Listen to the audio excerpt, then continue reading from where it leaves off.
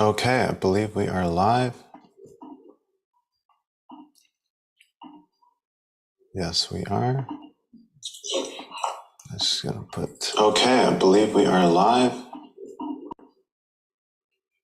Excellent.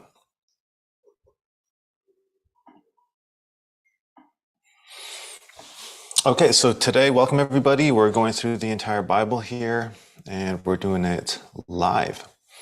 So today we're covering, yesterday we did Genesis, today we're covering Matthew 1, verse 1 to chapter 2, verse 12. And we will go into the NASB, which for me recently is my new favorite translation.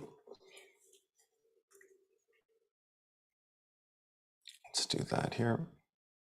I just find it to be one of the most accurate in terms of going from the original Hebrew to English and from the original Greek to English in terms of word for word translations.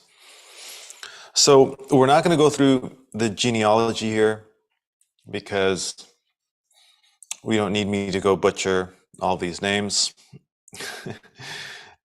However, we will go through from 18 all the way to verse 18 all the way to chapter 2, verse 12. So just a little bit of a background on the context of what we'll be talking about. The book of Matthew was specifically a book, one of the four Gospels that was written to primarily a Jewish audience. So the emphasis here is the fulfillment of the Old Testament prophecies of the expected coming Messiah, who is Jesus Christ. And we're going to go through a fact that is quite remarkable, which is that if one person to fulfill, so there's 351 prophecies, Old Testament prophecies that Jesus fulfilled.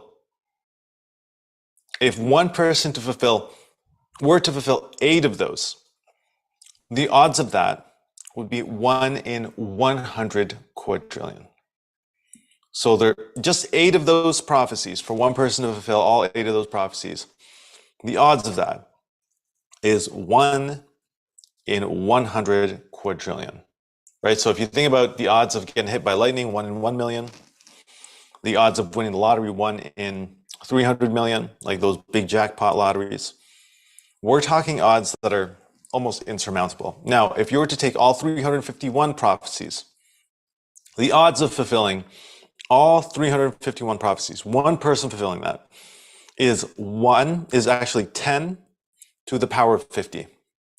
So it would be 10, the number 10, and then 0, 0, 0, 0, 0, 0, 0, 0, 0, 0, 0, 50 times. So this is what Matthew was getting at, right? And we assume that, at least some scholars will assume that Matthew's actually getting a lot of this from Peter himself. However, that's not said here. That's an assumption, right? But it would make sense because he's talking about really the prophecies of the Old Testament. He's convincing the Jewish brothers and sisters that, hey, this is the coming Messiah. This is not who you were expecting, but this is the coming Messiah. And the literature here, at least from the genealogy, we see here this lineage, right? You go from Jesus, the Messiah, the son of David, the son of Abraham. So he opens up with that because they know that the Messiah will come from the line of David, right? This is also fulfilling one of God's promises to Abraham and David. And so we see here the early birth and conception of Jesus Christ. And regarding the genealogy, this not only verifies Jesus' claim to David's throne, but also highlights God's grace, because you see here in the genealogy, where is it here? You see people like Rahab, right, and Ruth, who weren't originally from Israel. You see here Bathsheba, right, with that complicated story. So you see, yes, from the lineage, sometimes we expect the lineage to be clean and perfect, but it's not. So you see God's grace, God's mercy, how God chooses imperfect people to accomplish his perfect will. And one of the key things here, really from Jesus' birth, is how Joseph was intending on divorcing her, right? Joseph thought, okay, she cheated on me, I'm going to divorce her. He had this immediate instinct to, okay, we're going to end this. And the angel of the Lord came to him, and he listened to the angel of the Lord. So we're going to talk about how really that applies to our lives here today as well. We have the visit from the Magi, and here the Magi are not Jewish, right? They're from the East, but they recognize that Jesus is the King, and they come to worship him, right? So this foreshadows really the impact of the worldwide ministry that Jesus is going to have. And you see Herod as kind of the Antichrist here. He's the antagonist who is trying to find this King of the Jews and to kill him. So some of the implications here historically is that the Magi were most likely astrologers, very learned astrologers, part of a group that studies this. There's some scholars who believe that they're from Persia, right? And a lot of evidence supports that.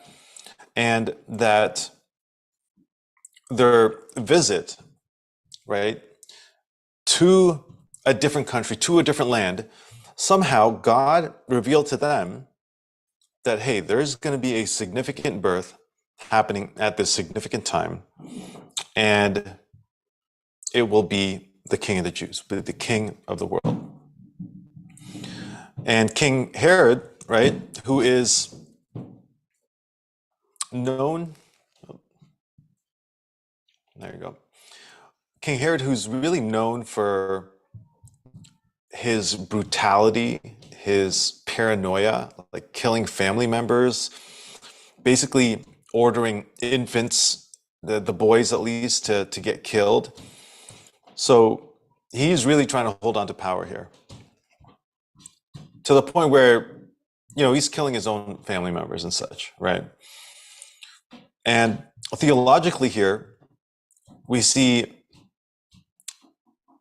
talked about how the lineage of Jesus Christ, how Jesus fulfilled the Old Testament prophecies, the virgin birth, the escape from Egypt, the lineage of Christ, right? And how he's not just the King of the Jews, but he's also a universal Savior, right?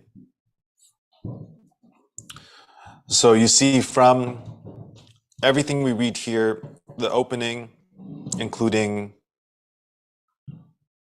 where Jesus is from, right? The line of David, Abraham, and then you see the Gentiles, like the Magi, coming to worship Jesus. You see that Jesus is not just a king of the Jews, but a king of the world. He's not just a Messiah for the Jews, but he's a Messiah for all people. And what this teaches us also is really God's sovereign and divine plan, that despite human failings, despite the challenges that we face, God's plan for salvation really can't be thwarted. And this applies in our lives and in our families. Maybe God is using you to reach out to others. Know that God's plan for salvation cannot be thwarted, right? He knows who are his, and despite all of our mistakes, God can still work in that. And we see a common theme of God's guidance. You see the God guiding Joseph. You see God guiding Mary. You see God guiding the Magi. And in our lives as well, we can take comfort in that God will guide us as well, as long as we continue to seek him. And this is why we're doing this study, to try and get through the entire Bible together, is we're seeking God, seeking his guidance, because God is actively guiding us, ensuring that his purpose comes to pass. Our job is to listen. Our job is to be open to that guidance, to follow by faith, and to follow in obedience as well. So you see the Magi's response to Jesus' birth, and Joseph's response to Jesus' birth, and contrasting that with Herod's response to Jesus' birth. So the Magi seeking God, Joseph obeying God, Herod trying to get rid of God. And we'll have that dichotomy in those two types of people in this world: those that want to seek God, those that want to obey God, and those that want to just get rid of God and be their own gods, right? Herod wanted to be his own God. He wanted to keep that power. And in turn, he was in the darkness of paranoia, this power struggle. Imagine being so paranoid that you kill your own family members.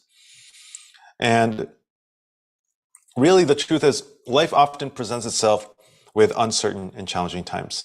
Like for this, it was a supernatural birth. Joseph has no idea what's going on. And similar to what Joseph and Mary faced, with all the obstacles that they faced, we also are met with uncertain circumstances and uncertain times. So this virgin conception of Mary, Jesus Christ coming into this world as the Messiah, is something that we can relate to in our own lives, because we know that sometimes we need to think things over, as Joseph did. Sometimes we need guidance from God, as Joseph got, and as Mary got, and as the Magi got. And that in times when we want to be driven by the darkness, driven by hate or anger or holding on to power, we need to remember that ultimately God's plan will still prevail. So either we align ourselves with God's plan, or we fight against God's plan. So in times when we're facing unexpected challenges, like Joseph did, for, basically his wife, they were engaged, but that was equal to basically being married. And he reacted to it, right? But after thinking about it, after hearing from God, then his response was different. And today, we may have immediate reactions to things that are happening, but if we just wait on the Lord and ponder on it and seek God's direction in it, maybe our response will be different. Also, we have to be open to direction in how God directed the Magi in our lives as well. We need to be open to direction. Just as Joseph, despite reacting a certain way, had an openness to divine direction, to divine guidance. And we need to have that as well. Joseph had in his dream. We have the word of God. God may use other people to speak to us. Ultimately, he will guide us through his word. He may use others to encourage us, to edify us. And there is a role also of the people around us, because God can use those people. So there's a clear role of community here.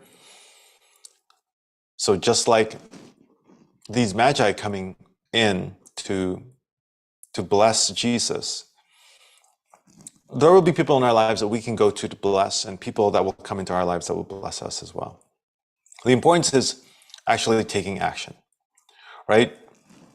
Both Joseph and the Magi received direction, but they didn't just listen to the direction, they acted on that direction.